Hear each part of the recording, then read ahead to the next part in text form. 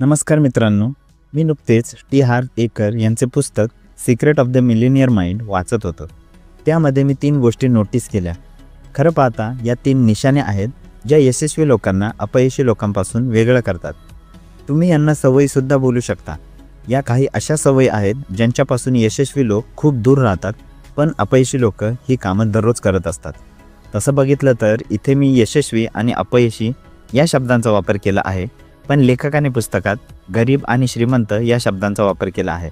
तर चला सुरुवात करूया. माझा एक लहानपणीचा मित्र आहे.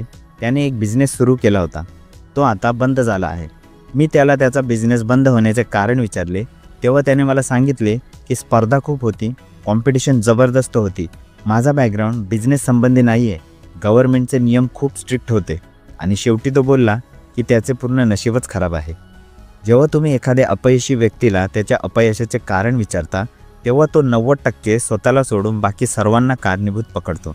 आणि सर्वात मोठा मूर्खपणा हा आहे की सर्वांना कारणीभूत करून झाल्यानंतर पण त्याचे पोट नाही भरत.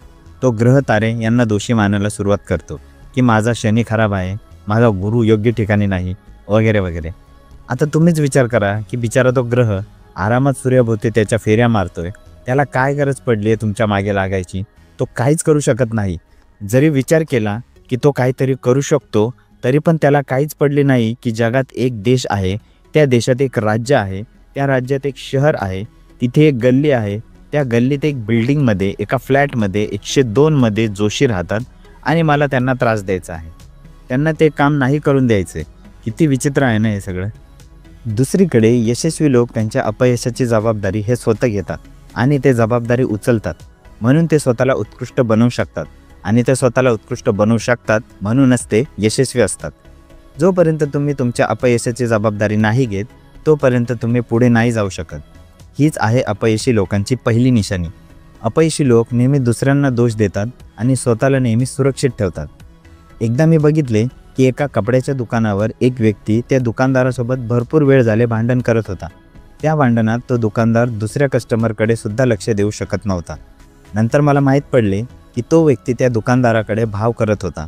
त्याचे बिल झाले होते काहीतरी 1,500च्या वरती आणि तो त्यातून 50 रुपये कमी करायला सांगत होता.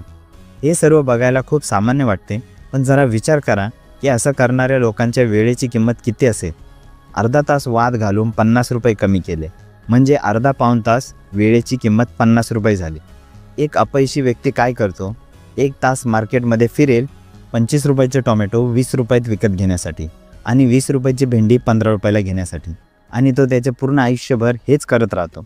पण एक यशस्वी व्यक्तीला त्याच्या वेळेची किंमत माहिती असते आणि तो 10 रुपये 20 रुपये वाचवण्यासाठी भांडण करत बसत नाही. त्याचे लक्ष यावर असते की तो त्याच्या वेळेची किंमत कशाप्रकारे अजून वाढवू शकेल किंवा तो अजून कोणत्या क्वालिटी डेव्हलप करू शकेल, ज्यामुळे त्याच्या वेळेची किंमत अजून जास्त वाढेल. हीच आहे दुसरी निशाणी. अपयशी लोक छोटा विचार करतात आणि यशस्वी लोक मोठा विचार करतात. या जगाचा एक नियम आहे ज्यावर मी खूप जास्त विश्वास ठेवतो. तो हा आहे की तुम्ही ज्या गोष्टीवर पण तुमचे लक्ष केंद्रित करता ती वाढत राहते. जर तुम्ही तुमच्या आरोग्यावर लक्ष द्याल तर तुमचे आरोग्य वाढेल. जर तुम्ही तुमच्या बिझनेसवर लक्ष द्याल तर तुमचा बिझनेस वाढेल. आपले विचार आपले वास्तविक जीवन बनवते. या हिशोबाने निगेटिव्ह विचार आणि कंप्लेंट करत राहिल्याने तुम्ही पुढे नाही जाऊ शकत. तर मग काय आपण योग्य गोष्टीवर फोकस करतो का? मला इंग्लिश नाही येत असा विचार करत राहिले तर कधीच येणार नाही. माझे मन अभ्यासात नाही लागणारच नाही. मी खूप गरीब आहे, कायमस्वरूपी गरीबच राहणार. जेव्हा आपण कंप्लेंट करतो, कारणे देतो, त्यावेळी आपण सोल्युशनवर नाही तर प्रॉब्लेमवर फोकस करत असतो. त्यामुळे प्रॉब्लेम कमी होण्याऐवजी ते अजून वाढत जाते. जर तुम्ही लक्ष दिले तर तुम्हाला समजेल की जे लोक कंप्लेंट करतात त्यांचे आयुष्य खूप कठीण असते. असे वाटते की ज्या पण गोष्टी चुकीच्या होतील त्या सर्व त्यांच्याचसोबत होतील.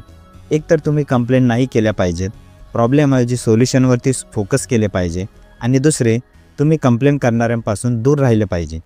पण जर तुम्हाला त्यांच्यासोबत राहावंच लागलं तर एवढं लक्ष ठेवा की त्यांची ही सवय तुम्हाला नाही लागली पाहिजे. बहुतेक लोक कंप्लेंट करणाऱ्यांकडून त्यांच्या गोष्टी खूप आवडीने ऐकतात. का? कारण की जेव्हा त्यांची कंप्लेंट करून झालेली असते तेव्हा हा सुरू होतो, तुझ्यासोबत इतके वाईट झाले, आता ऐक माझ्यासोबत किती वाईट झाले ते. हीच आहे तिसरी निशाणी. अपयशी लोक कंप्लेंट करत बसतात, विपरीत यशस्वी लोक जबाबदारी घेतात. मला तुम्हाला 7 दिवसाचे चॅलेंज द्यायचे आहे की आजपासून पुढचे 7 दिवस तुम्ही कोणत्याही गोष्टींबद्दल तक्रार करणार नाहीत, कोणत्याही व्यक्तींबद्दल कंप्लेंट करणार नाहीत, नाही तोंडाने बोलून आणि नाही मनातल्या मनात. लेखक बोलतात की या छोट्याशा सरावाने कित्येक लोकांचे आयुष्य पूर्णपणे बदललेले आहे. तर 7 दिवस अजिबात कंप्लेंट नाही. जर तुम्हाला असे आढळले की तुम्ही कोणाची तरी तक्रार करत आहात किंवा तुम्ही तुमचा वेळ वाया घालवत आहात किंवा एखाद्याची कंप्लेंट करत आहात, तर थांबा.